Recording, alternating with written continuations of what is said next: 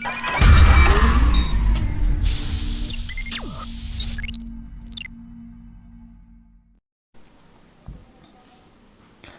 Friends, मैं Abhijit the destination classes के YouTube channel पे आप सभी का स्वागत करता हूँ। 9th ऑनलाइन लाइव क्लासेस में भी आप सभी का स्वागत है। आज हम लोग एसएससी सीजीएल के टायर 1 में जो 4 मार्च को जो क्वेश्चंस आए थे अलग अलग शिफ्टों में, उनके सॉल्यूशंस को देखने जा रहे हैं, जिसमें से 4 मार्च के जो मेमोरी बेस्ड क्वेश्चन हमारे पास कलेक्शन आए हैं, उसमें से हम फर्स्ट वीडियो में आपसे कुछ क्वेश्चन डिस्कस करेंगे। जो शेष क्वेश्चन होंगे आगे वीडियो के सीरीज में आपको मिलता जाएगा। आप हमारे इस सॉल्यूशंस को आप वीडियो के माध्यम से यूट्यूब चैनल पे देख ही रहे हैं। आप चाहे तो इन क्वेश्चंस का पीडीएफ आप हमारे डिस्क्रिप्शन बॉक्स में जाकर के डाउनलोड कर सकते हैं। 4 मार्च के जो क्वेश्चंस थे या इस बार के जो एसएससी सीजीएल के क्वेश्चंस थे, बहुत ही बेसिक क्वेश्चंस पूछे गए थे, बहुत ही आसान क्वेश्चन पूछे गए थे और साथ साथ कॉन्सेप्चुअल क्वेश्चन पूछे गए थे। उम्मीद करता हूं आप सारे क्वेश्चंस को समझेंगे, सॉल्यूशंस को समझेंगे। आपको कहीं भी दिक्कत हो तो आप हमें कमेंट्स के माध्यम से बता सकते हैं, उसको और भी साधारण तरीके से आपको समझाने का प्रयास किया जाएगा। जैसे आज का पहला क्वेश्चन है जो कि सीआई से रिलेटेड है, कंपाउंड इंटरेस्ट से रिलेटेड है। क्वेश्चन कहता है कि a sum of 12,000 is given at 8% per annum for 258 years compounded annually. Find out the compound interest for the given time period. मतलब 2.5/8 साल के लिए 12,000 की राशि 8% पर दी जाती है, जो वार्षिक चक्रवृद्धि संयोजित होती है। दी गई समयावधि के लिए चक्रवृद्धि ब्याज ज्ञात कीजिए। देखिए, ऐसे तो चक्रवृद्धि ब्याज के कई सारे तरीके हैं, कई सारे मेथड होते हैं, लेकिन मैं आपको बेस्ट मेथड, आपको फ्रैक्शन मेथड सुझाता हूं। मैं क्लास में भी यही बताता हूं, तो आप उस पर आप क्वेश्चंस को कर सकते हैं। अब क्वेश्चन को करना कैसे वो हम लोग देखते हैं। क्वेश्चन कहता है कि 3 साल के लिए ब्याज की दर 8% है। मतलब पहले साल जो ब्याज हमारा लगेगा वो 8% लगेगा, दूसरे साल जो हमारा ब्याज लगेगा वो भी क्या लगेगा, 8% ही लगेगा। लेकिन तीसरे साल में आपको जो रेट है 8% तो लगेगा, लेकिन वो पूरे साल के लिए नहीं लगेगा। आपको ये जो 8% है वो केवल क्या लगेगा, तो 5/8 सालों के लिए लगेगा। तो ब्याज की दर भी क्या हो जाएगी, 5/8 भाग हो जाएगी। तो इस प्रकार आप देखेंगे तो अंतिम साल में ब्याज की जो दर होगी वो केवल क्या होगी, 5% होगी। मतलब आपके 3 टर्म्स के ब्याज लगेंगे सक्सेसिव रेट में, वो 8% और क्या हो जाएगा, 5% हो जाएगा। क्यों 5% होगा, क्योंकि 8% पूरे 1 साल का ब्याज है, जबकि हम लोगों को लास्ट टर्म में 5/8 साल के लिए ही ब्याज देना है, इसलिए रेट भी क्या हो जाएगा, 5/8 हो जाएगा। अब यदि 8% का फ्रैक्शन देखा जाए तो मैंने आपको क्लास में बताया फ्रैक्शन कैसे निकालते हैं। ऐसे मैं ऑरली एक बार फिर से बताता हूं। किसी भी संख्या का प्रतिशत निकालने के लिए, जैसे ये 8% है, इसका फ्रैक्शन निकालने के लिए आप क्या करते हो, बाय 100 करते हो, बाय 100 करते हो। तो बाय 100 करने के बाद कोई भी प्रतिशत फ्रैक्शन टर्म में आ जाता है। यहां से 4 से काटोगे तो 2/25 हो जाएगा। मतलब 8% का फ्रैक्शन क्या होगा, 2/25 हो जाएगा। ऐसा ही आप 5% के फ्रैक्शन को कन्वर्ट करोगे तो 5/100 हो जाएगा और इसका सॉल्यूशन क्या होगा, 1/20 होगा। तो इस प्रकार से फ्रैक्शन को बनाया जाता है। लेकिन जब आप प्रतिशत को अच्छे से पढ़ते हो और कई सारे क्वेश्चंस करते हो तो आप इन चीजों को याद कर लेते हो, आपके मेमोरी में ये बैठ जाता है। तो 8% का अगर फ्रैक्शन करेंगे तो ये होगा 2/25। फिर दूसरे साल में भी ब्याज है आपका 8%, तो इसका भी फ्रैक्शन क्या होगा, 2/25। और तीसरे साल में हमारा ब्याज हो जाता है 5% और 5% का फ्रैक्शन होगा 1/20। मतलब तीसरे साल का हमारा ब्याज होगा 1/20। अब इस फ्रैक्शन का मतलब समझते हैं। पहले साल में यदि हमारा प्रिंसिपल 25 होगा तो उस पर ब्याज हमको कितना देना होगा, 2 देना होगा। पहले साल का प्रिंसिपल 25 होगा तो उस पे ब्याज हमको कितना देना होगा, 2 देना होगा। इस प्रकार आपके अमाउंट कितने हो जाएंगे, तो अमाउंट हो जाएंगे 27 यूनिट के। अगर 25 आपका पहले साल में प्रिंसिपल होता है जमा, तो उस पे 8% के दर से 2 रुपया ब्याज लगेगा, तो आपके अमाउंट मिसधन हो जाएंगे 27। उसी प्रकार दूसरे साल के लिए भी यदि आपका प्रिंसिपल 25 यूनिट होगा तो उस पे ब्याज आपको 2 मिलेगा, तो आपके अमाउंट हो जाएंगे 27 unit. Clear.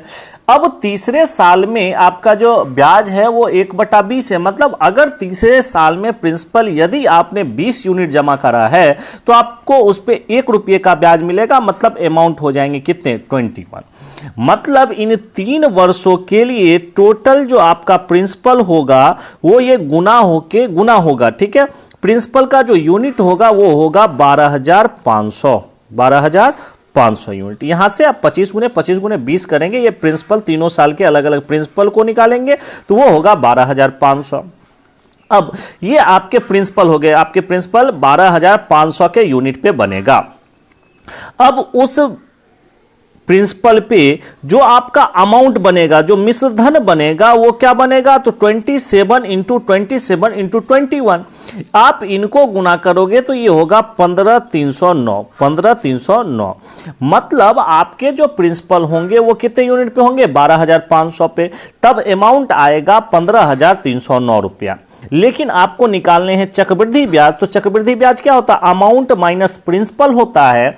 Amount minus principal होता है तो आप 15,309 में से 12,500 माइनस करोगे तो यहां से जो आपका ब्याज का यूनिट आएगा वो 2,809 रुपया के बराबर आएगा। 2,809 रुपया के बराबर आएगा यहां से आपके ब्याज का यूनिट। मतलब चक्रवृद्धि ब्याज क्या होगा, 2,809।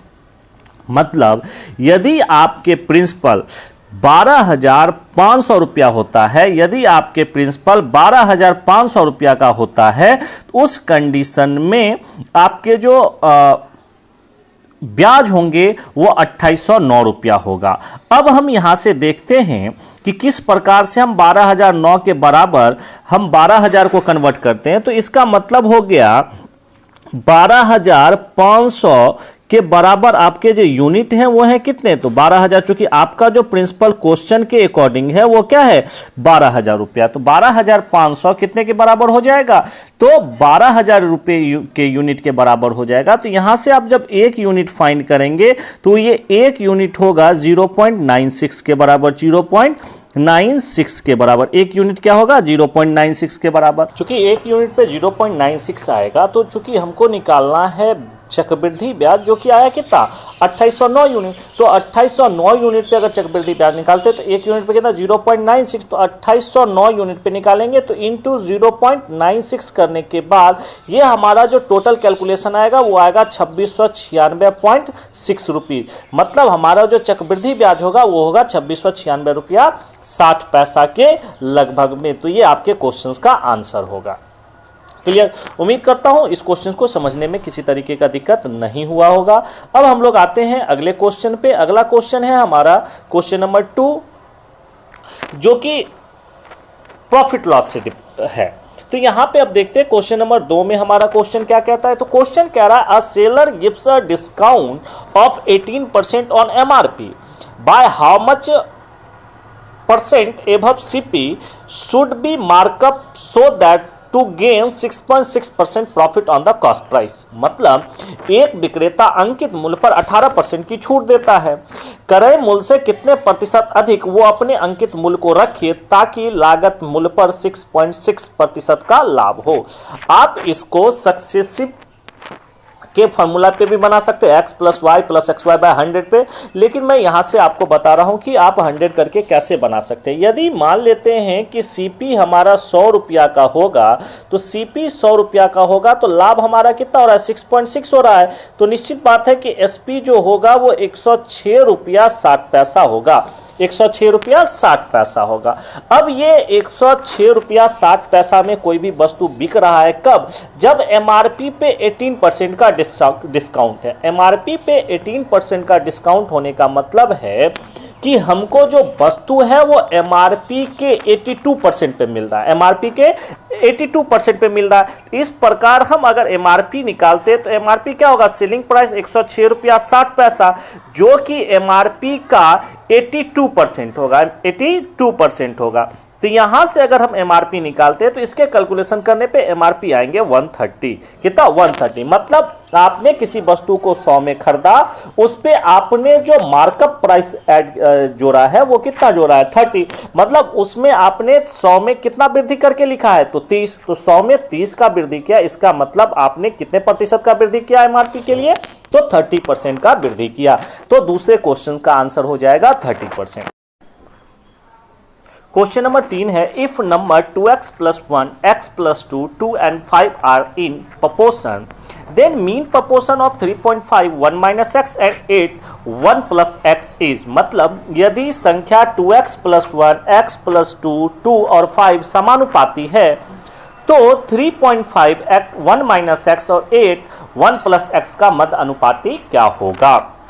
तो जैसा कि आपको क्लास में मैंने आपको mean proportion, third proportion, fourth proportion बताया है, मध्य अनुपाती, तृतीय समानुपाती और चतुर्थ समानुपाती के लिए अलग अलग टर्म में बताया। जैसे तो यहाँ पे मीन प्रपोर्शन कह रहा है तो हमने आपको बताया मीन प्रपोर्शन अगर ए बी का निकालते तो वो क्या होता है रूट अंडर ए बी होता है। अगर ये हमारा ए टर्म है, ये बी टर्म है, तो हमारा इसका मीन प्रपोर्शन क्या होगा रूट अंडर ए बी। तो रूट अंडर ए बी करेंगे तो यहां से आपका क्या होगा, तो यहां से आप ये और ये टर्म मल्टीप्लाई करेंगे तो 3.5 इंटू 8 ये हो जाएगा आपका 28, 24 4 28। अब 1 minus x 1 plus x, 1 minus x 1 plus x, तो ये क्या हो जाएगा ए माइनस बी, ए इंटू बी, ए स्क्वायर माइनस बी स्क्वायर। तो आप यहां से लिख सकते हैं 1 माइनस एक्स स्क्वायर। क्लियर, आपको इसका मान निकालना। अब सवाल है कि x का वैल्यू क्या होगा। x के वैल्यू निकालने के लिए आपको क्वेश्चंस के पहले भाग को देखना होगा कि ये जो चार टर्म है आपस में समानुपाती है, ये आपस में समानुपाती है। तो जब ये टर्म आपस में समानुपाती हैं तो समानुपाती में कहता है product of extreme is equal to product of mean, मतलब अगर चार राशियां आपस में समानुपाती हैं तो बाहरी राशियों का गुणनफल, बाहरी मतलब जो बाहर बाहर दिख रहे हैं, माध्यमिक राशि के गुणनफल के बराबर होता है। माध्यमिक राशि मतलब जो इनर पार्ट में है, तो बाहरी राशि का आप गुणनफल करेंगे तो ये होगा 10x प्लस 5, ये बराबर होगा किसके, माध्यमिक राशि के गुणनफल के। तो माध्यमिक राशि यहां से गुना करेंगे तो ये आएगा 2x प्लस 4।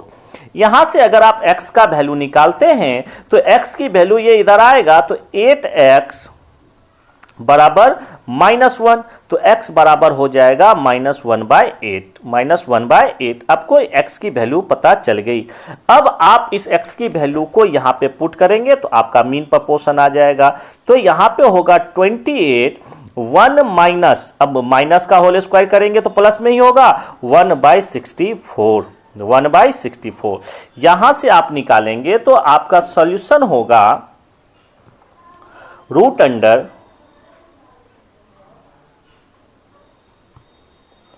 28 इंटू 63/64।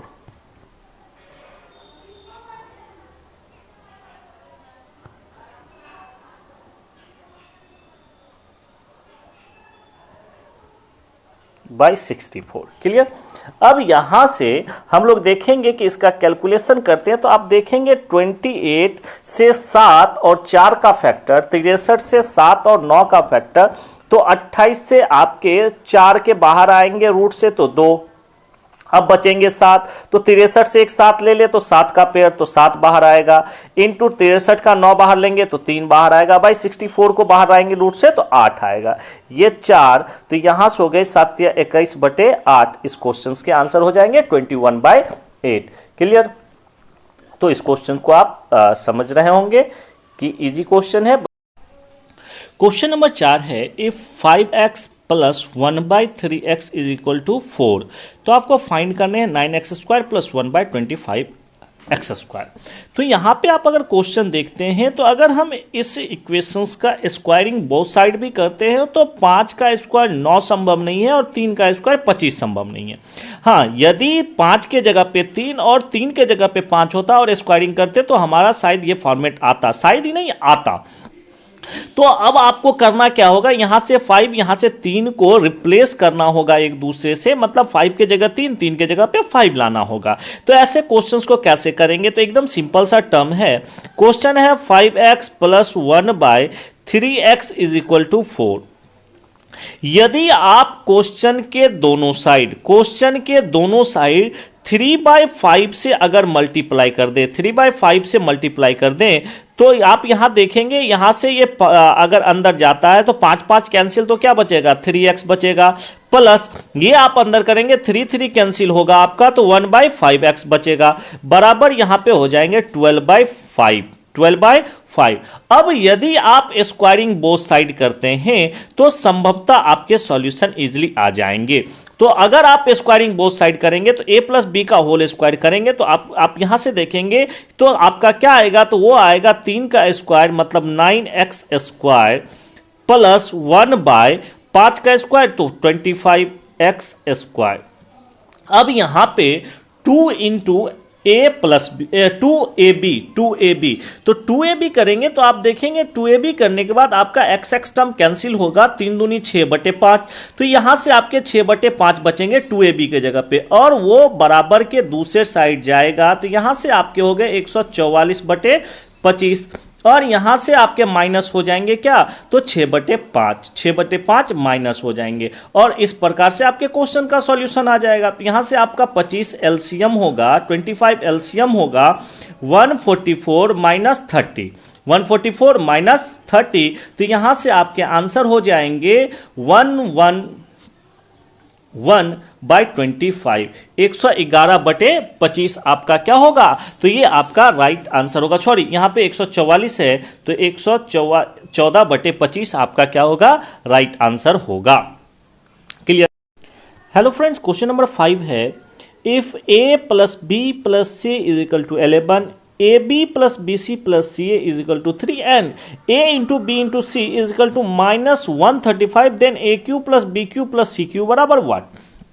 तो आप ऐसे क्वेश्चन में हिट एंड ट्रायल मेथड का भी प्रयोग कर सकते हैं एग्जाम में। हिट एंड ट्रायल मतलब कि आपको ए बी और सी के कुछ ऐसे मान रखने होंगे जो कि इन सभी इक्वेशंस को सेटिस्फाइड कर सकें। तो चूंकि हमने कई सारे क्वेश्चंस किए हैं तो और पहले भी इस क्वेश्चंस को किया है, तो ए बी सी के मान हमने पहले से सोच रखा है कि ए का मान 5, बी का मान -3 और सी का वैल्यू 9 रखने पे आपके ये तीनों गिवन जो इक्वेशंस हैं वो सेटिस्फाइड होते हैं। तो आप ए बी और सी के इन मानों के साथ a cube plus b cube plus c cube के वैल्यू निकाल सकते हैं। लेकिन एग्जाम हॉल में अगर आपको हिट एंड ट्रायल मेथड लगाने में दिक्कत हो तो कहीं ना कहीं आपको फॉर्मूले का यूज करना होगा। तो हम लोग देखते हैं कि फॉर्मूले का यूज करके कि इसके सॉल्यूशंस को कैसे निकालना होगा। तो आप ध्यान से अगर क्वेश्चन को देखें तो क्वेश्चन में हमसे पूछा जा रहा है ए क्यू बी क्यू और सी क्यू का मान, तो कहीं ना कहीं हमें ए क्यू बी क्यू और सी क्यू किससे संबंधित को एक फॉर्मूला लगाना होगा। तो आप अगर फॉर्मूले को रिमाइंड करें तो शायद आपको एक फॉर्मूला याद आ रहा होगा, a cube plus b cube plus c cube minus 3a into B into सी का। आप इस फॉर्मूले का यूज करेंगे तो आपको a cube plus b cube plus c cube का मान शायद निकल सकता है, और यह फॉर्मूला होता है a plus B plus c into a square plus B square plus C square minus a B minus B C minus c a. Clear. तो आप यहां पे देखेंगे कि आपको a cube plus b cube plus c cube निकालने के लिए आपको कहीं ना कहीं आपको चाहिए 3 ए बी और सी का मान, ए इंटू बी इंटू सी का मान, ए प्लस बी प्लस सी का मान, और A square plus B square plus C square का मान, और A B minus B C minus C. अब हम देखते हैं क्वेश्चन में इन चीजों में से हमारे पास किन किन चीजों का मान है। तो निश्चित रूप से आपके पास ए इंटू बी इंटू सी का मान आपके पास है, आपके पास ए प्लस बी प्लस सी का मान है। आप अगर यहां से माइनस टर्म कॉमन कर लें तो a b plus b c plus c a, तो निश्चित रूप से आपको a b plus b c plus c a का भी मान पता है। लेकिन फिर सवाल उठता है a square plus B square plus C square का, जो कि क्वेश्चन में नहीं दिया गया है। या तो आपको किसी और फॉर्मूले का यूज करके आपको a square plus B square plus C square निकालना होगा, या फिर इसी फॉर्मूले को कन्वर्ट करना होगा आपके पास जो गिवन इक्वेशन है उसी के टर्म में। तो हम लोग प्रयास करते हैं इसी फॉर्मूले को कन्वर्ट करने के लिए। तो शायद आपने अगर अलजेब्रा पढ़ा होगा तो उसमें a cube plus b cube plus c cube minus 3abc के लिए एक टर्म इसी का आता है, a plus B plus c into a plus B plus सी का होल स्क्वायर। यहां स्क्वायर नहीं होगा, यहां पे क्या होगा, a plus B plus c के whole square minus 3 into A b plus b c plus c a, इसका प्रयोग आप कर सकते हैं। जब आप इसका प्रयोग इस क्वेश्चंस के सॉल्यूशन में करेंगे तो आप देखेंगे कि आपके पास हर एक वो डाटा अवेलेबल है जो कि आपको इस क्वेश्चंस के लिए सॉल्यूशन के लिए चाहिए। तो निश्चित रूप से इस क्वेश्चन में आपके पास a plus B plus c के मान पता है, वो है 11 into a plus B plus सी का होल स्क्वायर। ए प्लस बी प्लस सी का वैल्यू 11, 11 का स्क्वायर आप करेंगे तो 121 minus 3 a b plus b c plus c a. तो a b plus b c plus c a का वैल्यू है 3, तो 3 गुने 3 9। अब चूंकि आपको सिर्फ चाहिए a cube plus b cube plus c cube, तो ये आपके पास जो माइनस 3 ए बी सी है वो बराबर के उधर करेंगे तो आपके हो जाएंगे प्लस 3 इंटू ए बी सी। क्लियर। अब यहां से आप सॉल्व करेंगे 11 इंटू 121 माइनस 9 112, अब प्लस 3 एबीसी का मान रखेंगे माइनस 135, तो प्लस माइनस माइनस 3 इंटू 135 करेंगे तो वो 405 होगा। क्लियर। अब यहां से आप इन चीजों को सॉल्व करेंगे तो टोटल सॉल्यूशन आएगा 827। तो इस प्रकार इस क्वेश्चन का जो आंसर होगा वो होगा 827। 827 इस क्वेश्चन का क्या होगा, सही उत्तर होगा। तो उम्मीद करता हूं आपको यह चीज समझने में कोई दिक्कत नहीं हुई होगी। अब हम लोग क्वेश्चन नंबर 6 को देखेंगे। क्वेश्चन नंबर 6 हमारा है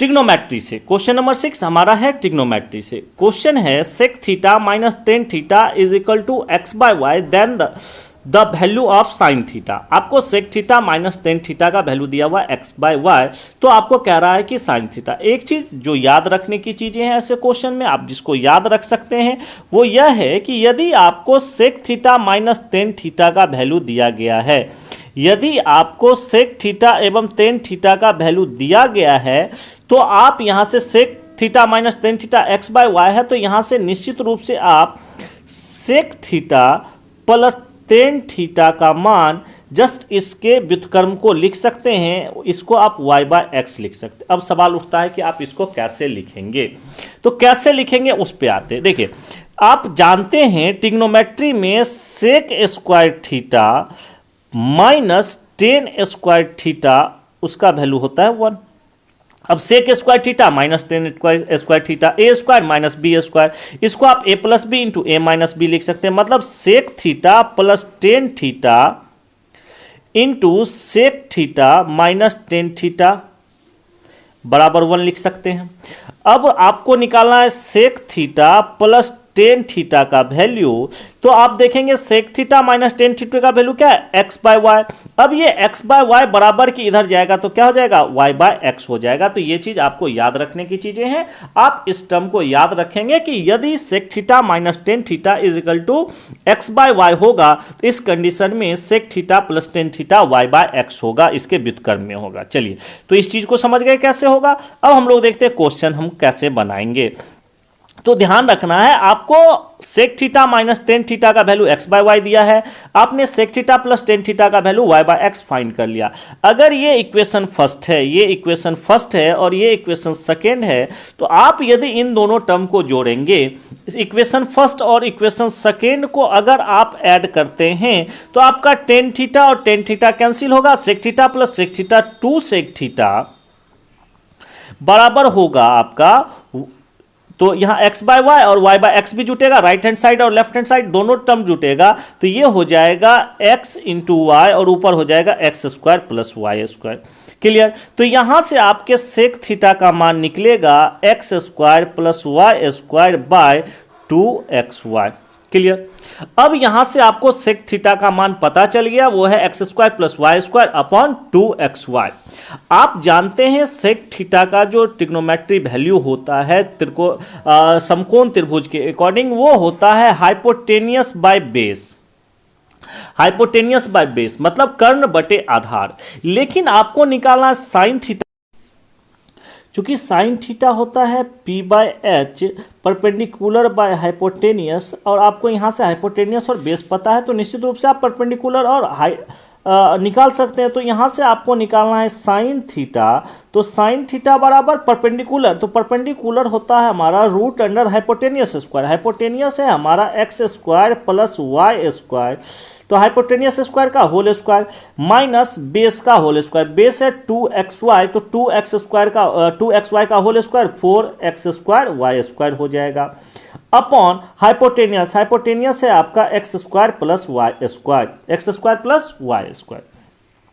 अब यहां से x square plus Y square का whole square minus 4x square Y square, अगर एक्स स्क्वायर को a, वाई स्क्वायर को b मान लिया जाए तो a प्लस बी का होल स्क्वायर माइनस 4ab हमारा होता है a माइनस बी का होल स्क्वायर। तो हम यहां पे लिख सकते हैं x square minus Y square का whole square upon x square plus Y square. Clear. अब यहां से आप X square minus Y square को स्क्वायर से बाहर करेंगे तो आपका रूट करेंगे, तो रूट से बाहर करेंगे तो आपका वैल्यू आएगा, वो आएगा x square minus Y square बटे x square plus Y square.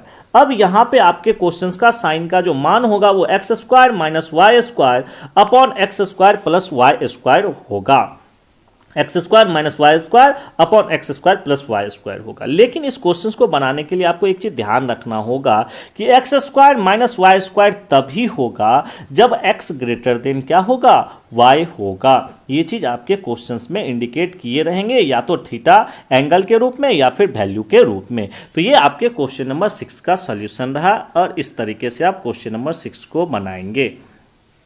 Clear. चलिए हम लोग देखते हैं next question, question number 7। Question number 7 trigonometry से है, सॉरी ज्योमेट्री से। क्वेश्चन कह रहा है ट्रायंगल से संबंधित है, in triangle A B C angle C 68 degree angle B 62 degree, the external angle bisectors of angle B and angle C meet at point O, find angle O B O C. त्रिभुज A B सी में कोण सी 68 degree है, कोण B 32 degree है, तो कोण B और कोण सी के बाहरी कोण समद्विभाजक बिंदु ओ पर मिलते हैं तो बी ओ सी का मान क्या होगा। तो देखिए आप लोगों ने अगर ज्योमेट्री पढ़ा है तो हमने आपको एक चीज बताया था, किसी भी त्रिभुज में, किसी भी त्रिभुज के दो कोणों के कोण समद्विभाजक, ये कोण अगर मान लीजिए ये त्रिभुज ए बी और सी है तो बी और सी के कोण समद्विभाजक, ये कोण समद्विभाजक अगर ओ पे मिलते हैं, इसका जो मान होगा वो क्या होगा, 90 माइनस हाफ एंगल ए होगा, 90 माइनस हाफ एंगल ए होगा। हमने यहाँ पे आपके क्लास के नोट्स के कटिंग भी लगा रखे हैं, मैंने ये इसलिए लगाया है कि आपको मैं बता सकूं कि ये क्वेश्चन में आपसे डिस्कस किया गया है, आपके क्लास में डिस्कस किया गया है कि बाह्य समद्विभाजक होने पर, मतलब यदि पी क्यू और आर एक ट्रायंगल है और क्यू आर का बाह्य समद्विभाजक अगर ओ पे मिलता है तो इस ओ पे जो कोण का मान होगा वो 90 माइनस हाफ एंगल पी होगा, मतलब शीर्ष कोण का आधा 90 से माइनस होगा। तो इस तरीके से सॉल्यूशन करेंगे तो आप देखेंगे कि आपके पास कोण बी का मान दिया हुआ है वह है 32 डिग्री, कोण बी 32 डिग्री और कोण सी आपका 68 डिग्री। तो इस प्रकार आप अगर ए का मान निकालते हैं तो त्रिभुज के तीनों कोणों का योग 180, 180 में 32 और 68 आप घटाएंगे तो ये हो जाएगा 80 डिग्री। तो आप अगर कोण बी ओ सी का मान निकालते तो ये होगा 90 minus half angle A, half angle A 80 degree, 80 का आधा कितना 40, तो 90 माइनस 40 करेंगे तो क्या होगा 50। क्वेश्चन नंबर 7 का आंसर हो जाएगा 50। 50 is your right answer. Question number 8 है, in a triangle ABC, AB is equal to AC, a circle is drawn from vertex B such that it touches the side AC at D, where D is the midpoint of AC, and it cuts the side AB at E, where AE is equal to 2.5 cm. Find the length of side AB। मतलब त्रिभुज ABC में AB बराबर AC है, शीर्ष B से एक वृत्त खींचा जाता है जैसा कि यह AC को D पर स्पर्श करता है, जहां D AC का मध्य बिंदु है, और यह E पर भुजा AB को प्रतिच्छेद करता है जहां AE 2.5 सेंटीमीटर है। तो भुजा AB की लंबाई ज्ञात करें। तो यहां से सबसे पहले आप फिगर देखेंगे तो फिगर कह रहा है कि एक त्रिभुज है ABC, एक त्रिभुज है ABC और वर्टेक्स बी मतलब शीर्ष बी से हम एक वृत्त ड्रॉ करते हैं जो कि AC को D पे काटता है और D AC का मिड पॉइंट है। यह वृत्त AB को बिंदु E पर काटता है जहां AE 2.5 सेंटीमीटर है। तो आपसे AB की लंबाई पूछ रहा है, AB की लंबाई।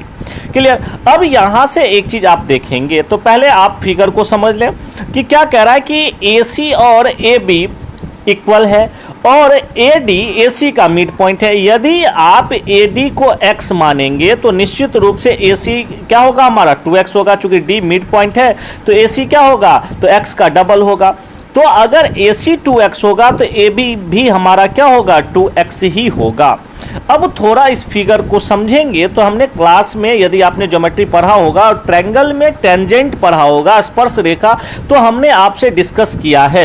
ये क्लास नोट्स का ही आपका फिगर है, आप यहां से देख सकते हैं। क्या क्या कह रहा है, किसी वृत्त की जीवा को बढ़ाकर प्राप्त बिंदु से स्पर्श रेखा खींची जाए। आप देखेंगे कि AB वृत्त का एक जीवा है, कोड है, जिसको हमने P तक बढ़ाया और C से P जो कि एक स्पर्श रेखा है, दोनों P पे मिल रहा है। इस कंडीशन में PC स्क्वायर बराबर AP इंटू BP होता है। तो यदि आप इस फिगर को ध्यान में रख के अगर क्वेश्चंस को बनाएंगे तो क्वेश्चन आपका इजीली फाइंड हो जाएगा।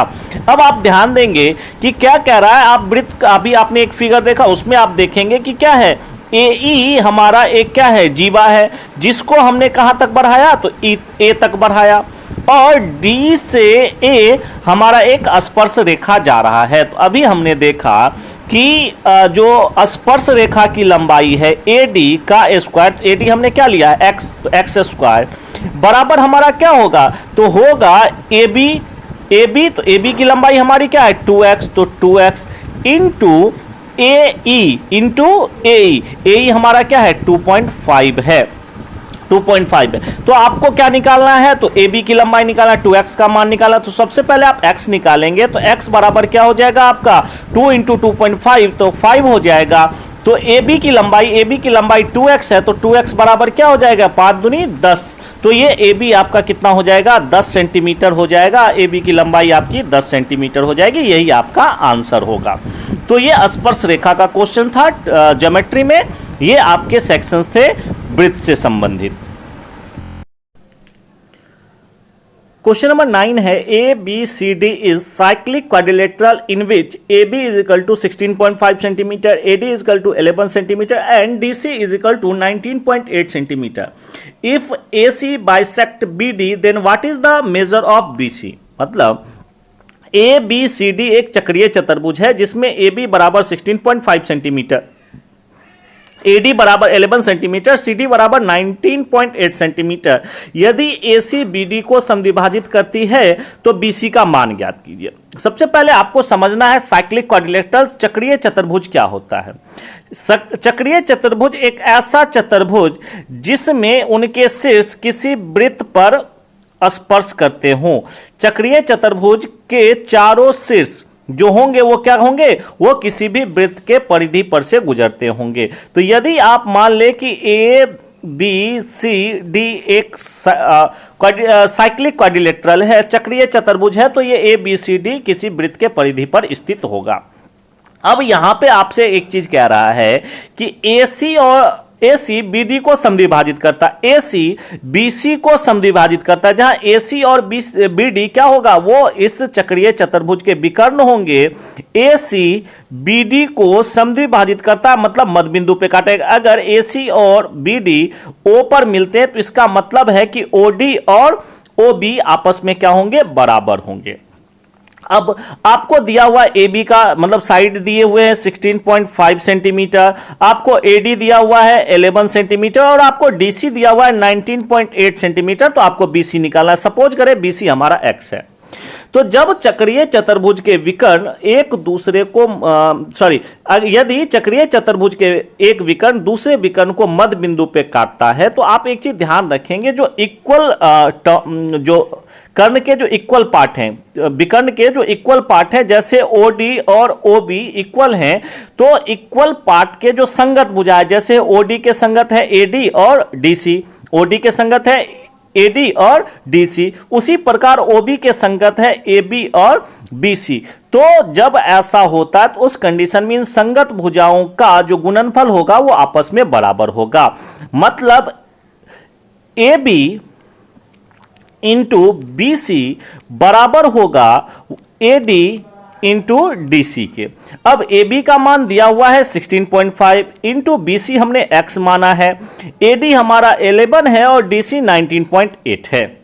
अब यहां से आप सॉल्व करेंगे, पॉइंट पॉइंट जाएगा, 11 से 15 टाइम में जाएगा तो x बराबर 198/15 होगा, जिसको आपको सॉल्व करने पे आएगा 13.2 सेंटीमीटर। जो x है बीसी का मान, तो बीसी आएगा 13.1 सेंटीमीटर। अब यदि कॉन्सेप्ट की बात की जाए तो कॉन्सेप्ट से अगर समझा जाए तो आप यदि ट्रायंगल ए डी बी में देखेंगे, ए डी बी में देखेंगे तो ए ओ क्या है, डीबी ए ओ डीबी के मध्य बिंदु पे आके मिलता है, मध्य बिंदु पे मिलता है। इसका मतलब ट्रायंगल ए ओ बी और ट्रायंगल ए डी ओ का एरिया क्या होगा, सेम होगा। यदि हम ए बी ओ का एरिया ए मान लें तो हमारा एडीओ का एरिया भी क्या होगा, ए ही होगा। और उसी प्रकार आप ट्रायंगल डीबीसी में देखेंगे, डीबीसी में देखेंगे तो सीओ बीडी के मध्य बिंदु पे मिल रहा है, इसलिए आप मध्य बिंदु पे मिल रहा है तो इसलिए बीओसी और डीओसी का एरिया क्या होगा, सेम होगा। अगर बीओसी का एरिया बी होगा तो यहां पे डीओसी का भी एरिया क्या होगा, बी ही होगा। इस प्रकार आप देखेंगे कि एडीबी का एरिया और डीबीसी का एरिया आपस में क्या होगा, समान होगा। एरिया समान होगा तो आप यहां से जब आप एरिया को इक्वल करेंगे तो निश्चित रूप से आपका जो लास्ट टर्म आएगा वो क्या आएगा, इनका जो दो भुजा है उन दोनों भुजाओं का प्रोडक्ट आपस में क्या हो जाएगा, इक्वल हो जाएगा। इस तरीके से कॉन्सेप्ट में आप सॉल्व करेंगे तो आपको ये चीज चक्रीय चतुर्भुज के प्रॉपर्टीज में आपको मिल जाएगा। तो ये इसका कॉन्सेप्ट है। लेकिन ऐसे क्वेश्चंस को आप सॉल्व करते वक्त ध्यान रखेंगे इन चीजों को कि चक्रीय चतुर्भुज में यदि एक विकर्ण दूसरे विकर्ण को मध्य बिंदु पे काटता है तो जो इक्वल पार्ट है उसके संगत भुजाओं का गुणनफल क्या होगा, आपस में बराबर होगा। हम लोग आते हैं क्वेश्चन नंबर 10। क्वेश्चन नंबर 10 में देखते हैं, कह रहा in a right triangle A B C angle A is equal to 90 degree, A B 7 centimetre, A C 24 centimetre, M is the mid point of B C and A D perpendicular B C, find A M is to A D. फिर से मैं कह रहा हूं, एक समकोण त्रिभुज A B सी में एंगल ए 90 डिग्री है, A B 7 centimetre, A C 24 centimetre, M B C का मध्य बिंदु है और A D perpendicular B C है, तो A M is to A D का मान ज्ञात करना है, A M is to A D का मान ज्ञात करना है। तो यहां पे आप देखेंगे कि एक पहला कह रहा है कि समकोण त्रिभुज है, एक समकोण त्रिभुज है जिसमें ए आपका क्या है, समकोण है, ए आपका 90 डिग्री है, ए आपका 90 डिग्री है और बीसी पर एम एक मिड पॉइंट है, एम क्या है आपका, मिड पॉइंट है, एम मिड पॉइंट है, ठीक है। फिर इसी को हम दूसरे फिगर में एक चीज और बनाते हैं, एक और फिगर बनाते हैं दूसरे इंफॉर्मेशन के लिए कि त्रिभुज ए बी सी में ए 90 डिग्री है और यहां पे कह रहा है कि एक एडी भुजा है जो बीसी पे परपेंडिकुलर है, ए से डी एक भुजा है जो बीसी पे क्या है, परपेंडिकुलर है। अब आपको इन दो भुजाओं एएम और एडी के बीच का रेशियो बताना, एएम और एडी के बीच का रिलेशन बताना है।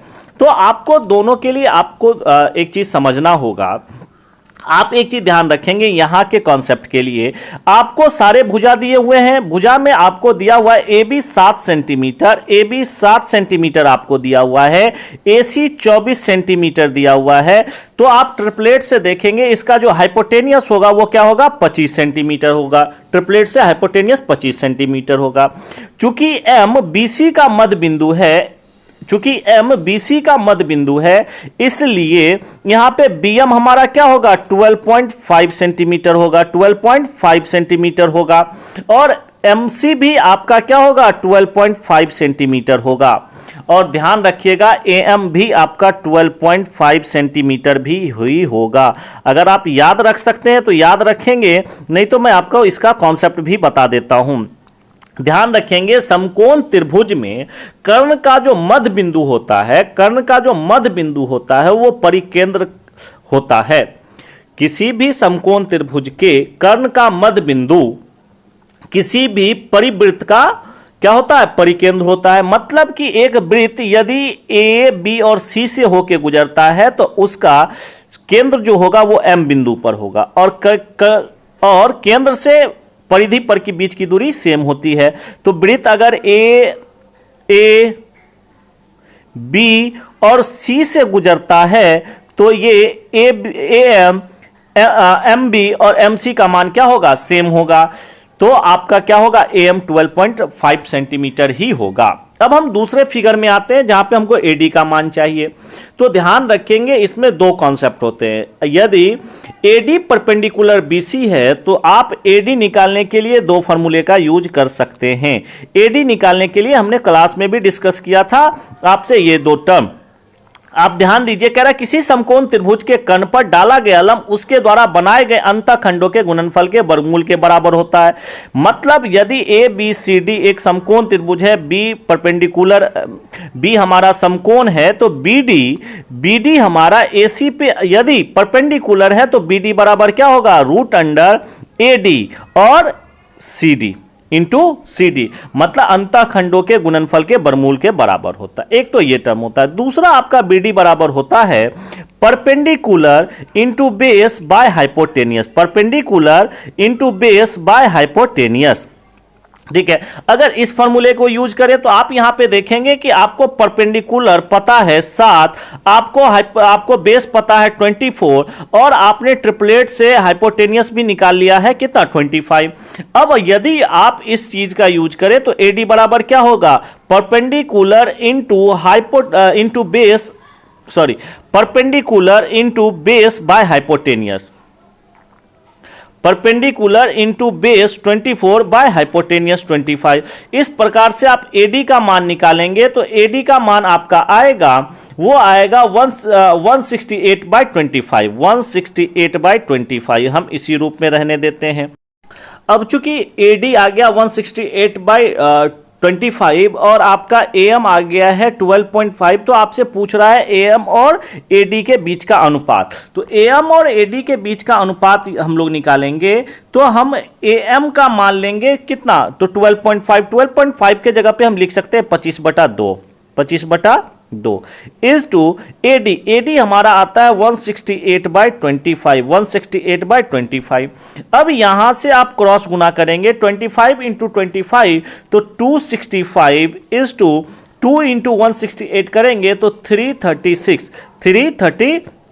तो हमारा इस क्वेश्चन का आंसर हो जाएगा 625/336।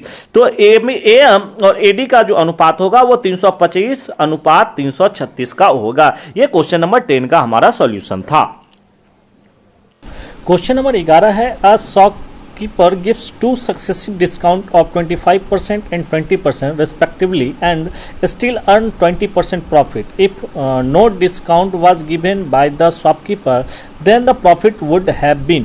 मतलब एक दुकानदार क्रमशः 25% और 20% की दो क्रमिक छूट देता है और अभी भी 20% का लाभ कमाता है। यदि दुकानदार द्वारा कोई छूट नहीं दिया जाता तो लाभ प्रतिशत कितना होगा। तो निश्चित बात है, हम जो इंक्रीज करेंगे, हम अपने कॉस्ट प्राइस से जितना MRP मार्कअप इंक्रीज करेंगे तो डिस्काउंट अगर नहीं दिया जाता है तो MRP पे ही अगर हम बेचेंगे तो जो हमारा इंक्रीमेंट होगा वही हमारा क्या होगा, प्रतिशत लाभ होगा। तो सिर्फ इस क्वेश्चन में हमको ये देख लेना होगा कि हमने अपने कॉस्ट प्राइस में कितने का इंक्रीज किया है प्रॉफिट के लिए। तो यहाँ पे आप पहले तो ये देखिए कि आपका दो क्रमिक डिस्काउंट है, तो दो क्रमिक डिस्काउंट 25% और 20% का अगर आप निकालें तो ये होगा सक्सेसिव डिस्काउंट -25 -20 प्लस 25 इंटू 20/100। ये आप करेंगे तो सक्सेसिव डिस्काउंट 25 और 20 का होगा 40%। मतलब हमने शुरुआत में 40% का डिस्काउंट करा और 20% लाभ कमाया। तो सवाल है कि अगर डिस्काउंट नहीं होता तो हमने कितना लाभ कमाया होता। तो अगर हमने डिस्काउंट नहीं दिया होता तो सबसे पहले तो हमको कितना लाभ होता। तो हम सिर्फ ये देख लेते हैं कि 40% डिस्काउंट देने के बाद हम 20% लाभ कमाते हैं। 40% डिस्काउंट देने के बाद 20% लाभ कमाते हैं, तो हमने अपने कॉस्ट प्राइस में कितना इंक्रीमेंट किया, कितना हमने वृद्धि किया। तो यहाँ से देखें तो आपने डिस्काउंट, आपने मान लो कि इंक्रीमेंट आप 100 पे बना लीजिए। तो यदि मान लीजिए हमारा कॉस्ट प्राइस अगर 100 रुपया है, कॉस्ट प्राइस हमारा 100 रुपया है, तो हम लाभ कितना कमा रहे हैं, 20% लाभ, 20% कमा रहे हैं। इसका मतलब 100 पे 20 रुपया लाभ है, तो हमने वस्तु को 120 में बेचा। वस्तु को 120 में बेचा कब, जब हम एमआरपी पे 40% का डिस्काउंट देंगे। तो एमआरपी पे 40% का डिस्काउंट देंगे, इसका मतलब कॉस्ट प्राइस हमारे एमआरपी का 60% होगा। एमआरपी का 60% का मतलब हो गया कि एमआरपी हमारा होगा 200। एमआरपी कितना होगा, 200। इसका मतलब हो गया कि हम 100 में खरीदे और उस पर हमने एमआरपी कितना रखा, 200। यदि हम डिस्काउंट नहीं देते तो इसका मतलब 200 में बेचेंगे। 200 में बेचेंगे तो 100 में खरीद के 200 में बेचेंगे, तो हमको लाभ कितने का होगा, 100 का होगा। तो 100 पे 100 का लाभ, तो इसका मतलब हमको लाभ टोटल कितना परसेंट होगा, तो 100% ही होगा। तो इस क्वेश्चन का सही आंसर क्या होगा, 100% होगा। क्लियर। तो आप 100 रख के भी मान सकते हैं, आप सक्सेसिव पे भी बना सकते हैं। एक आपको मैंने पिछले 3 तारीख के वाले क्वेश्चन में, 3 तारीख के शिफ्ट के क्वेश्चन में एक बताया था आपको कि यदि डिस्काउंट और प्रॉफिट की बात हो तो हम कॉस्ट प्राइस और एमआरपी का जो रेशियो निकालते हैं वो कैसे निकालते हैं, तो उस पर भी आप कर सकते हैं इस क्वेश्चन का सॉल्यूशन। तो हम देखते हैं उस मेथड को कि अगर आपको प्रॉफिट और डिस्काउंट की बात करें तो आप कॉस्ट प्राइस और एमआरपी के बीच का जो रेशियो होगा वो इजीली निकाल सकते हैं। वो 100 minus discount percent upon 100 plus profit percent. तो आप देख रहे हैं कि आपने सक्सेसिव डिस्काउंट दिया है 25 और 20, तो आपने देखा कि 1% आपका कितना है, 40% का डिस्काउंट है। तो 100 माइनस 40 मतलब 60% का डिस्काउंट आप करेंगे तो प्रॉफिट आपको 20% होता है। तो आपका हो गया 100 प्लस 20 120। इसका मतलब कॉस्ट प्राइस और एमआरपी के बीच का जो रेशियो होगा वो 1:2 का होगा। 1 में खरीदा और आपने 2 में एमआरपी प्रिंट किया। आपको कह रहा है कि आप छूट नहीं देते हैं तो आप 2 में ही बेचेंगे। 2 में बेचेंगे तो आप 1 रुपया आप क्या करेंगे, लाभ कमाएंगे। तो 1 रुपया में खरीद कर 1 रुपया आप लाभ कमा रहे हैं, मतलब क्या 100 पे 100 का लाभ, तो 100% ही आपका आंसर होगा। तो आप इस क्वेश्चन को कई तरीके से बना सकते हैं। क्वेश्चन नंबर 12 हम लोग देखते हैं। क्वेश्चन नंबर 12 का था, a person can save 15% on his income if his income increased by 20% and still he saves the same amount as before. The percentage increase in his expenditure is, मतलब एक व्यक्ति अपनी आय का 15% बचत करता है, यदि उसकी आय में 20% की वृद्धि हो जाती है और फिर भी वह पूर्व के बराबर धनराशि बचाता है तो उसके खर्च में हुई वृद्धि का प्रतिशत कितना। तो यहाँ पे हम लोग फ्रैक्शन मेथड यूज करते हैं। हमने अपने इनकम का 15% सेव किया, 15% का फ्रैक्शन होगा हमारा 3/20। 3/20 मतलब हमने 20 कमाया और 3 उसमें सेव किया, तो हमारा इनकम होगा 20, तो एक सेविंग होगा 3, तो हमारा एक्सपेंस क्या होगा, तो वो एक्सपेंडिचर 17 होगा। लेकिन अब अगर हम लोग कह रहा है इनकम पे, अब कह रहा है आय 20% बढ़ाए, तो अगर हम ये डाटा लेते हैं तो थोड़ा सा प्रतिशत करेंगे तो हो सकता है कि हमारा पॉइंट्स में आ जाए। इसलिए हम क्या करते हैं कि जो भी डाटा लेंगे वो 100 के मल्टीपल में अगर ले लें तो हम लोग ले लेते हैं 200, 170 और 30 का। मतलब हमने 200 कमाया, उसमें से 170 खर्च किया, तो हमारे पास 30 यूनिट पैसे बचे। अब कह रहा है यदि आपकी आय 20% बढ़ जाती है तो 200 में अगर आप 20% इंक्रीमेंट कर देते हो तो अब आपकी आय हो जाएगी 240। लेकिन सेविंग अभी भी आप कितना कर रहे हो, सेम ही कर रहे हो, उतना ही कर रहे हो, मतलब 30 ही कर रहे हो। तो 240 कमाया और 30 आपने बचाया, तो इस प्रकार आपने जो खर्च किया वो हो जाएगा 210 रुपया। आपने 210 रुपया खर्च किया। आपसे पूछ रहा है खर्च में वृद्धि का प्रतिशत कितना। इसका मतलब पहले आप 170 खर्च करते थे, अब खर्च कर रहे हो 210, तो आपकी जो इंक्रीमेंट होगी एक्सपेंडिचर में वो कितना होगा, तो वो होगा 40।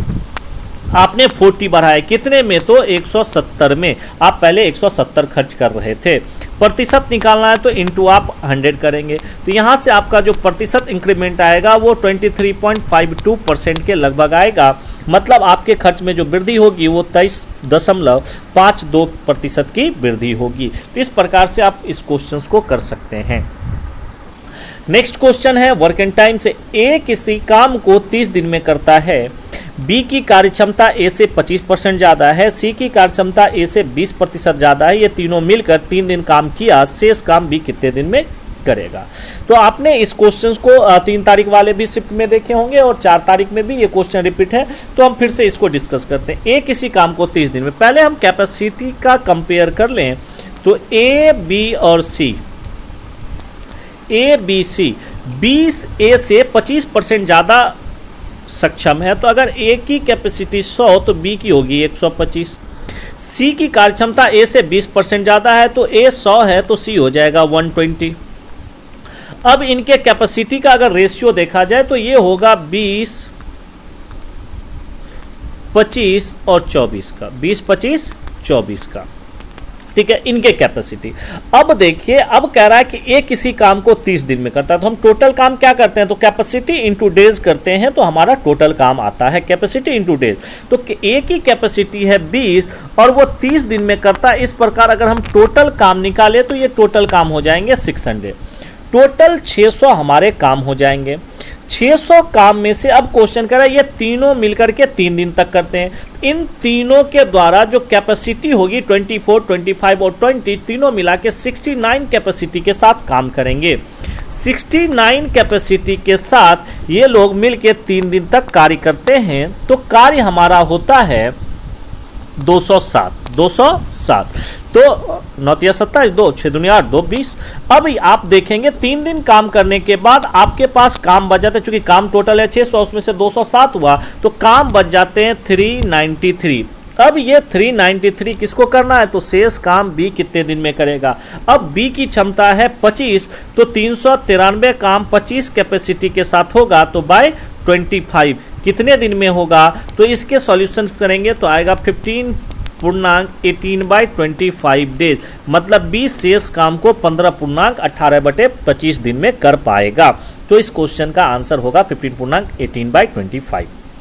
क्लियर। नेक्स्ट क्वेश्चन नंबर हम लोग 14 देखते हैं। ये सेम क्वेश्चन 3 तारीख में, तो मतलब आप देखेंगे कि एक ट्रेंड है एसएससी का इस बार का कि काफ़ी सारे क्वेश्चंस हर एक एग्जाम हर एक दिन वो रिपीटेड हैं काफ़ी सारे। तो आप एग्जाम देने से पहले आप पिछले क्वेश्चंस को एक बार देख के अवश्य जाए, आपको 1-2 क्वेश्चंस का आइडिया जरूर लग जाएगा। हमने 3 तारीख वाले भी क्वेश्चन में इसका डिस्कशन किया था, आज भी ये है। क्वेश्चन है 732 को x से भाग देने पर 12 शेष बचता है, तो x के कितने मान हो संभव है, मतलब x के वो कितने मान होंगे जिससे 732 को भाग देने पर हमारा शेष 12 बचे। तो देखिए, अगर 732 को भाग देते हैं तो 12 शेष बचता है, तो अगर हम 732 में 12 माइनस कर दें तो 720 उन संख्याओं से पूर्णतः विभाजित होगा। 720 क्या होगा, उन x के उन संख्याओं से पूर्णतः विभाजित। अब हम देखते हैं 720 के कुल कितने भाजक हैं, कुल कितने डिवाइजर हैं। तो 720 का आप फैक्टर करेंगे तो 2 पे पावर 4 गुने 3 पे पावर 2 गुने 5 पे पावर 1 होगा। फैक्टर निकालने के लिए हम पावर में +1 करते हैं और इन सबको आपस में मल्टीप्लाई करते हैं, इन सबको आपस में मल्टीप्लाई करेंगे तो 5 या 15 दूनी 30, तो टोटल फैक्टर होंगे 30, मतलब 30 ऐसे संख्या होंगे जो 720 को पूर्णतः विभाजित करेंगे। 30 ऐसे संख्या होंगे जो 720 को पूर्णतः विभाजित करेंगे। लेकिन आपसे पूछ रहा है 732 को भाग देने पर 12 शेष बचना चाहिए, मतलब अब 732 को भाग देने पे तो वह संख्या 720 को वह संख्या भाग दे और 732 को वह संख्या भाग दे, तो निश्चित बात है कि 720 को जो संख्या पूर्णतः विभाजित करेगी, 732 चूंकि 720 से ज़्यादा है तो रिमाइंडर क्या आना चाहिए, 12 आना चाहिए।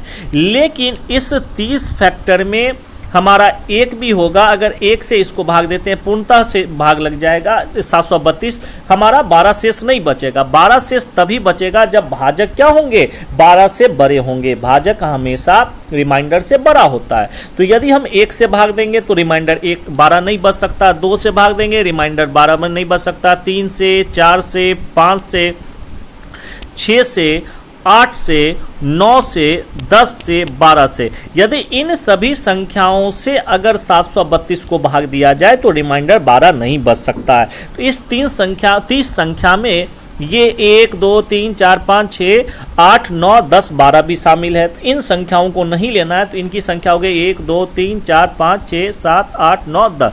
तो ये 10 संख्या क्या होंगे, माइनस हो जाएंगे। तो 30 में से ये 10 संख्या माइनस हो जाएंगे तो बचे कितने, 20। 20 ऐसे संख्या होंगे जिससे 732 को भाग दिया जाए तो हमारा रिमाइंडर कितना आएगा, तो 12 आएगा। ये हम लोगों ने 3 तारीख वाले भी क्वेश्चन में देखे थे। तो ये आपका 14 का आंसर होगा। क्वेश्चन नंबर 15 हमारा ट्रिग्नोमेट्री से है। 5 sin theta plus 14 cos theta is equal to 13। तो कह रहा then value of sec theta minus tan theta upon sec theta plus tan theta का मान क्या होगा। आप इसको क्वाड्रेटिक इक्वेशंस में कन्वर्ट करके पहले साइन या कॉस का मान निकाल सकते हैं। क्वेश्चन है आपके पास 5 sin square theta plus 14 cos theta बराबर 13। यदि साइन थीटा को कॉस में बदला जाए तो 1 minus cos square theta plus 14 cos theta बराबर 13 हो जाएगा। तो यहाँ से 5 minus 5 cos square theta plus 14 cos theta minus 13 is equal to 0 लिख सकते हैं। अब देखिए ये हमारा क्वाड्रेटिक इक्वेशन हो गया। क्वाड्रेटिक माइनस हम कॉमन कर लेते हैं तो 5 cos square theta plus 14 cos theta, sorry यहाँ माइनस होगा क्योंकि हमने माइनस कॉमन कर लिया है, तो यहाँ पे हो जाएगा माइनस 14 cos थीटा और यहाँ से कॉमन हो जाएगा माइनस 13 प्लस 13 माइनस 5 तो प्लस 8 इज इक्वल टू 0। आप यहाँ से देखेंगे ये हमारा अगर x कॉस को हमने x माना तो ये हमारा क्या हो जाएगा, क्वाड्रेटिक इक्वेशन हो जाएगा 5x square minus 14x plus 8। अब हम यहाँ से कॉस का मान निकालते हैं। हम यहाँ से कॉस का मान निकाल, तो यहाँ पे क्वाड्रेटिक इक्वेशन का यूज करके हम कॉस थीटा का अगर मान निकालते हैं तो यहाँ पे हमारा बी टर्म हो गया है माइनस 14 और ए सी टर्म अगर हम निकाले तो ए सी हमारा हो गया 40। अब अगर हम डिस्ट्रीब्यूट करें 14 को तो माइनस 10 माइनस 4। अब अगर हम कॉस थीटा का मान निकालेंगे तो cos theta is equal to, तो अगर हम 10 वाला लेंगे टर्म तो पॉजिटिव माइनस 10 प्लस 10 में कन्वर्ट होगा। ए का मान है 5 तो डिवाइडेड बाय 5 एक मान होगा cos 2, cos थीटा का वैल्यू 2, जो कि पॉसिबल नहीं है क्योंकि यहाँ पे क्वेश्चन में आप जब एसएससी के क्वेश्चंस को देखेंगे वहाँ पे दिया हुआ है थीटा का मान जो है वो 0 से 90 के बीच है और 0 से 90 के बीच में 2 किसी का मान नहीं आता है। अब दूसरा अगर हम cos थीटा का मान निकालें तो दूसरे एंगल से देखा जाए तो दूसरा हमारा है -4 तो साइन हमारा चेंज होगा तो वो हो जाएगा 4, तो 4 और हमारा ए टर्म है 5 तो 4/5। अब यहाँ से देखें तो 4/5 कहीं ना कहीं हमारा ट्रिपलेट भी बनाता है, तो कहीं ना कहीं ये आंसर हमारे क्वेश्चंस का ये x का ये cos का वैल्यू ये कहीं ना कहीं आंसर देने के लिए पर्याप्त होगा। तो हम cos थीटा का मान प्राप्त कर लिए हैं 4/5। तो 4 हमारा क्या होगा, तो 4 हमारा बेस होगा और 4 हमारा हाइपोटेनियस होगा। अब चूंकि cos थीटा हमने प्राप्त किया है 4/5, cos थीटा बराबर 4/5, तो यहाँ से आप देखेंगे 4/5 तो हमारा cos थीटा होता है बेस बाय हाइपोटेनियस। तो यहाँ से आप अगर परपेंडिकुलर, चूंकि ये ट्रिपलेट है तो परपेंडिकुलर निकालेंगे तो परपेंडिकुलर हमारा हो जाएगा 3। तो अब परपेंडिकुलर 3 बेस आपका 4 हाइपोटेनियस 5। अब अगर हम क्वेश्चन सॉल्व करें सेक थीटा हमारा होता है हाइपोटेनियस बाय बेस, तो हाइपोटेनियस 5 और बेस हमारा हो गया 4 तो 5/4 माइनस टेन थीटा। तो यहाँ से आप टेन थीटा करेंगे तो टेन थीटा होता है हमारा perpendicular by base, perpendicular 3 base हमारा 4/4 upon sec theta plus tan theta, तो सेक थीटा हो गया 5/4 प्लस टेन थीटा हो गया 3/4। चूँकि आपका हर डिनोमिनेटर सेम है तो न्यूमिनेटर हमारा घटेगा, तो 5 - 3 2/4 अपॉन 5 + 3 8/4, 4 4 कैंसिल, तो 2/8, तो 1/4 आपका सही आंसर होगा, 1/8 आपका सही आंसर होगा। तो इस तरीके से आप क्वाड्रेटिक इक्वेशंस का यूज करके इस क्वेश्चन को सॉल्व कर सकते हो। अब एक चीज़ अब एग्जाम्स के पॉइंट ऑफ व्यू से ध्यान रखा जाए तो ऐसे क्वेश्चंस में एक ट्रिक भी होता है। अब यदि एग्जाम्स के पॉइंट ऑफ व्यू से इन क्वेश्चंस को देखा जाए तो यहाँ पे आप देखेंगे कि आप किसी न किसी ट्रिपलेट के मान को रख करके आप यहाँ पे हिट एंड ट्रायल मेथड का यूज कर सकते हैं। जैसे आप साइन थीटा के लिए आप किसी एक छोटे से ट्रिपलेट का मान रखें तो सबसे छोटा ट्रिपलेट हमारा होता है 3 4 5 का। तो अगर इस ट्रिपलेट से अगर हम साइन थीटा का मान एज्यूम करें तो साइन थीटा का मान या तो 3/4 हो सकता है या 3/5 हो सकता है या 4/5 हो सकता है। क्योंकि हाइपोटेनियस हमारा सबसे बड़ा भुजा होगा तो 5 को तो हमेशा हाइपोटेनियस मानना होगा। अब 3 और 4 में से कोई हमारा एक परपेंडिकुलर और एक बेस होगा। तो साइन थीटा के हम दो मान पर हम देख सकते हैं, यदि हमारा ये इक्वेशन सेटिस्फाई करवाता है तो हम इस ट्रिपलेट का यूज करके हम क्वेश्चन को सॉल्व कर सकते हैं। तो देखते हैं अगर हम साइन थीटा का वैल्यू 3/5 ले तो क्या हमारे इस गिवन इक्वेशन सेटिस्फाइड होते हैं। तो 5 साइन स्क्वायर थीटा, साइन का वैल्यू अगर हम 3/5 लेते हैं तो 3 का स्क्वायर 9 और 5 का square 25 plus 14 cos theta, cos हमारा होता है बेस बाय हाइपोटेनियस। चूंकि अगर हम 3 परपेंडिकुलर 5 हाइपोटेनियस लिए हैं तो बेस हमारा 4 होगा 4/5। यहाँ से 25 पार में तो यहाँ हो गए 9/5 प्लस 14 चौक 56/5 तो बराबर 63/5, तो सॉरी 65/5, तो 13×5 65। आप यहाँ पे देखेंगे तो 13 आ जा रहा है। तो इसका मतलब है कि हमारे साइन के 3/5 मान रखने से हमारा ये इक्वेशन सेटिस्फाइड हो जाता है। तो हम साइन थीटा का मान 3/5 रख सकते हैं। अब हम यहाँ पे आगे देखते हैं क्वेश्चंस को कैसे सॉल्व करेंगे। अगर हमको hit and trial method use करना है तो हमने साइन थीटा का मान 3/5 लिया तो हमारे ये इक्वेशन सेटिस्फाई होते हैं। तो ये हमारा परपेंडिकुलर होगा, ये हमारा हाइपोटेनियस होगा, तो बेस हमारा हो जाएगा 4, बेस हो जाएगा 4। अब अगर हम sec theta minus tan theta upon sec theta plus tan theta में इस वैल्यू को यूज करते हैं तो सेक थीटा हमारा होता है हाइपोटेनियस बाय बेस, हाइपोटेनियस हमारा होगा 5, बेस होगा हमारा 4, माइनस टेन थीटा हमारा होता है परपेंडिकुलर बाय बेस, परपेंडिकुलर है 3, बेस है हमारा 4 अपॉन सेक थीटा, तो सेक हमारा आ गया 5/4 माइनस टेन थीटा हो गया 3/4। तो इस प्रकार देखेंगे हर हमारा सेम है तो 5 - 3 2 बाय नीचे हर सेम है तो 5 + 3 8 2/8 तो हमारा हो जाएगा 1/4। तो ध्यान रखेंगे जब भी आपको एग्जाम में ऐसे क्वेश्चन दिखे जिसमें एक चीज़ आप ध्यान रखेंगे, ऐसे क्वेश्चन में दिया रहता है थीटा जो होगा वो 0 से 90 के बीच में होगा। तो ऐसे क्वेश्चन में आप किसी भी साइन कॉस या टेन के लिए किसी एक ट्रिपलेट और सबसे छोटे ट्रिपलेट का मान रख करके आप देख सकते हैं कि इक्वेशन सेटिस्फाइड हो रहा है कि नहीं।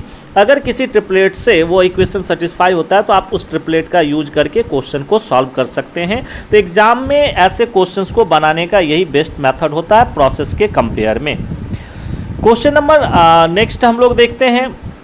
क्वेश्चन नंबर ये नेक्स्ट क्वेश्चन जो है ये एसएससी का पूछा हुआ नहीं है, ये क्वेश्चन कुछ मुझे बेहतर लगा तो मैं सोचा कि आप लोगों से डिस्कस किया जाए। तो इस क्वेश्चन को सॉल्यूशन में हम लोग देखते हैं। कहता है क्वेश्चन कह रहा है 50 क्रमागत छूट क्रमशः 2%, 4%, 6% डॉट के बराबर प्रभावी एकल छूट ज्ञात करें। देखिए ये क्वेश्चन कैट का है, कैट में पूछा हुआ सवाल है, लेकिन क्वेश्चन बेहतर लगा तो इसलिए मैं आपसे डिस्कस कर रहा हूँ। इस क्वेश्चन को कैसे करना है, तो इस क्वेश्चन के कैलकुलेशन संभव नहीं है। अगर 50 के जगह हम 49 कर दें या फिर हम 2468 के जगह पे 139 ऐसे कुछ कर दें तो थोड़ा सा दिक्कत होगा बनाने में। यहाँ पे एक लॉजिकल यहाँ पे क्वेश्चन सॉल्व होगा। लॉजिकल कैसे होगा, तो आप एक चीज़ देखें कि आप देखेंगे कि आपका जो डिस्काउंट का जो मेथड है वो है 2%, 4%, 6%। मतलब आपका जो डिस्काउंट दिया जा रहा है वो 2, 4, 6 के क्रम में दिया जा रहा है। ऐसे कर आप 50 डिस्काउंट 50 क्रमागत, तो जब आप 50वां डिस्काउंट करेंगे तो निश्चित रूप से वो हमारा क्या होगा 100% का होगा। तो 49 तक आप जब डिस्काउंट तक जाएंगे तो 49 तक का आपका डिस्काउंट होगा 98%। तो 98% का लास्ट डिस्काउंट देने के बाद जब राशि बचेगी तो उस पर आपको फाइनली कितने का डिस्काउंट देना पड़ेगा, 100% का। और जैसे ही किसी चीज़ पे 100% का डिस्काउंट देंगे तो वो वस्तु हमें कितने में मिलेगा, मुफ्त में मिलेगा। तो कोई भी वस्तु जब आपको मुफ्त में मिलता है तो वो डिस्काउंट हमारा क्या होता है, 100% डिस्काउंट होगा। इसलिए इस क्वेश्चन का आंसर लॉजिकली क्या होगा, 100% ही होगा। यहाँ पे 100%, यहाँ पे कोई कैलकुलेशन नहीं होगा, यहाँ पे बस लॉजिकल क्वेश्चंस का सॉल्यूशन किया जाएगा। तो ये बहुत अच्छी क्वेश्चंस लगी मुझे, तो मुझे लगा कि आप लोगों से डिस्कस करना चाहिए। नेक्स्ट क्वेश्चन है, the markup percent, discount percent and profit percent are in the ratio of 16:5:7 if article is marked at 288 rupees higher than CP then find the amount of discount given। तो अगर मान ले कि यहाँ पे हमारा जो मार्कअप प्राइस है, मार्कअप परसेंटेज है, डिस्काउंट परसेंटेज और प्रॉफिट परसेंटेज वो 16:5:7 के रेशियो में, तो हम यहाँ पे मान सकते हैं मार्कअप 16x, डिस्काउंट 5x और प्रॉफिट हमारा 7x होगा। अगर इसे हम सक्सेसिव डिस्काउंट के फॉर्मूला पे लगा दें तो 16x minus 15x minus 16x into 5x by 100 is equal to हमारा क्या होगा, 7x। तो यहाँ से हम x का अगर मान निकाले तो x का मान आएगा 5, x का मान 5।